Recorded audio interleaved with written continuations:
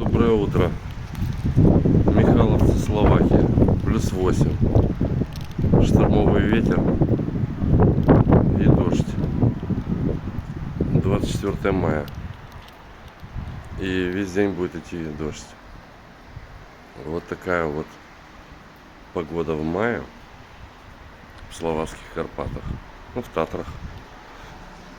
Небо, конечно,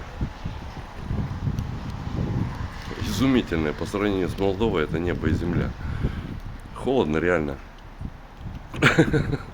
Я не знаю, могут ли люди нормальные из Молдовы. Ну как, нормальные. Все мы люди нормальные. Здесь тоже живут абсолютно нормальные люди. Просто вот такая погода в конце мая. Ну это для нас, для меня лично, это достаточно прохладно. Я бы даже сказал, холодно.